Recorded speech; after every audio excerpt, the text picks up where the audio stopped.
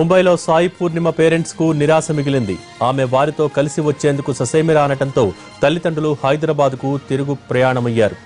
అసలు వారితో మాట్లాడేందుకు కూడా పూర్ణిమ ఇష్టపడలేదు. అయితే జువెనల్ కోర్టు ఆదేశంతో రేపు హైదరాబాద్ కు పూర్ణిమను తీసుకురానున్నారు. మరోవైపు ఈ కేసులో కొత్త విషయాలు బయటపడుతున్నాయి. ఆమె ఇంటి నుంచి 1000 రూపాయలతో వదిలి వెళ్లిపోయింది. హైదరాబాద్ నుంచి వెళ్లిన పూర్ణిమ 30 రోజుల పాటు షిరిడీలో తలదాచుకుంది. 4 రోజుల కిందట షిరిడీ నుంచి ముంబైలోని దాదర్కు వెళ్లిన పూర్ణిమ ఓ స్టూడియో ముందు తచ్చాడుతుండగా స్థానిక పోలీసులు అనుమానంతో పట్టుకున్నారు. ఆ వెంటనే దాదర్లోని బాలికల సదర్ హోంకు తరలించారు. అయితే తన తల్లిదండ్రులకు ప్రాణహాని ఉందని, అందుకే తాను ఇంటి నుంచి పారిపోయానని పూర్ణిమ చెప్పినట్టు తెలుస్తోంది. 2 ఏళ్ల పాటు తల్లిదండ్రులను చూడనంటూ మొండికేస్తోంది.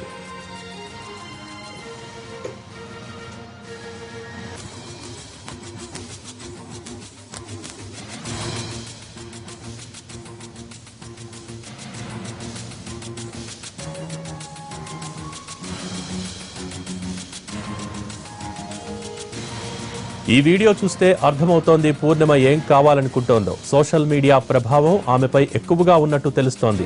ఫేస్బుక్లో వచ్చే డబ్ స్మాష్లు ఆమెను చాలా అట్రాక్ట్ చేశాయి. దీంతో ఆమె కూడా డబ్ స్మాష్లతో అదరగొట్టింది. స్నేహితుల నుంచి మంచి కామెంట్స్ రావడంతో బాలీవుడ్లో సెటిల్ అవ్వాలని నిర్ణయించుకుని ఇంటి నుంచి ముంబైకు చెక్కేసింది. ఒంగోని వినయంగా ఎస్ బాస్ అని నిలబడతాడే ఆ కబాలి అనుకున్నారా? కబాలిరా. ఒంగోని వినయంగా ఎస్ బాస్ అని నిలబడతాడే ఆ కబాలి అనుకున్నారా?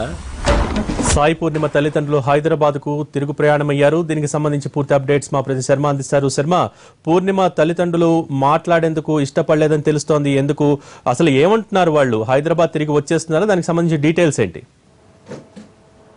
ఇవాళ ఉదయం నుంచి కూడా హై డ్రామా కొనసాగింది. రాత్రి పూర్ణిమ తల్లిదండ్రులు ఇక్కడికి చేరుకున్నారు. వాళ్ళు వచ్చిన తర్వాత ముంబై నుంచి 30 కిలోమీటర్ల దూరంలో ఉన్నటువంటి డోంగ్రీ జువైనల్ హోమ్ కు ఆ అమ్మాయి ఉన్నటువంటి ప్లేస్ కు వచ్చారు. వాళ్ళు లోనికి వెళ్లి ఆ అమ్మాయిని కలిసేటువంటి ప్రయత్నం చేశారు. కానీ ఉదయం నుంచి కొద్దిసేపటి క్రితం, అంటే సాయంత్రం మధ్యాహ్నం 3 గంటల వరకు కూడా అమ్మాయిని వాళ్ళు కనీసం చూడలేకపోయారు. అంటే దూరం నుంచి చూసినా అమ్మాయి ఒకవేళ చూస్తే వాళ్ళని చూసేందుకే నిరాకరించింది. కనీసం మాట్లాడాలని ప్రయత్నించినప్పటికీ కూడా వాళ్ళతో మాట్లాడినటువంటి ప్రయత్నం మాత్రం జరగలేదు. ఎందుకంటే ఆ అమ్మాయికి తల్లిదండ్రులతో మాట్లాడేటువంటి ఇష్టం లేనట్టుగా స్పష్టంగా కనబడుతోంది. వాళ్ళు అందుకే నిరాశతో హైదరాబాద్ కు తిరుగు ప్రయాణమయ్యారు. కాసేపట్లో ముంబై ఎయిర్పోర్ట్ నుంచి వాళ్ళు హైదరాబాద్ కు చేరుకోనున్నారు. ఎంతో ఆశతో వాళ్ళు హైదరాబాద్ నుంచి వచ్చారు. ఇన్నాళ్లు 40 రోజుల పాటు అమ్మాయి కనిపించకుండా పోయింది. నిన్న పుట్టినరోజు జరిగింది. కనీసం క్షేమ సమాచారం రోజైనా లభించింది. అయితే అందుకే వాళ్ళు రాత్రి అక్కడి నుంచి ముంబైకి వచ్చి ముంబై నుంచి రోడ్డు మార్గం ద్వారా మళ్ళీ ఇక్కడికి తాము ఉంటున్నటువంటి జువైనల్ హోమ్ కి రాగలిగారు. కానీ పొద్దున్న నుంచి వాళ్ళు ఎంత ప్రయత్నం చేశారు.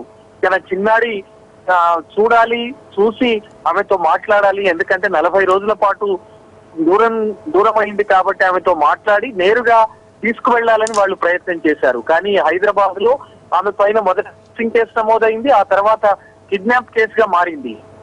అందుకోసమే ఆమె అమ్మాయిని నేరుగా తల్లిదండ్రులకు ఇవ్వకుండా హైదరాబాద్ కు తీసుకువెళ్లాలని భావించారు. కానీ ఈ లోపు తల్లిదండ్రులతో కనీసం మాట్లాడించాలనేటువంటి ప్రయత్నం చేశారు. కానీ ఆ అమ్మాయి మాత్రం పూర్తిగా విముఖత వ్యక్తం చేసింది. గత నెల 7వ తేదీన ఇంట్లో నుంచి బయలుదేరిన తర్వాత మరి అంతకుముందు ఏం జరిగింది, ఆ తల్లిదండ్రులు మరి తీవ్రంగా మందలించారా, లేదైనా మరే కారణమైనా ఉందా అనేటువంటిది తెలియాల్సి ఉంది.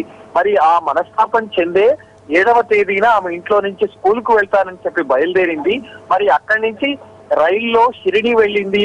మరి ఇప్పుడు ఒక కొత్త కథనం వినిపిస్తోంది. ఆమెకు తన కలలో ఒక దేవుడు కనిపించాడు. ఆ దేవుడు తన తల్లిదండ్రులతో 2 సంవత్సరాల పాటు దూరంగా ఉండాలి, వాళ్ళు అపాయంలో ఉన్నారు, వాళ్లకు ఇబ్బంది కలుగుతుంది తాను ఉంటే, అందుకే తాను దూరంగా ఉండాలని కలలో చెప్పాడు. కాబట్టి తాను దూరంగా ఉండేందుకే ఇంత దూరం వచ్చాననేటువంటి ఒక కొత్త కథనం వినిపిస్తోంది. మరి ఆ అమ్మాయి మానసిక స్థితి ఏమైనా మారిందా? మరి బాలీవుడ్ లో నటించేందుకు మరి మొదట వచ్చాను అని చెప్పి ఒక కథనం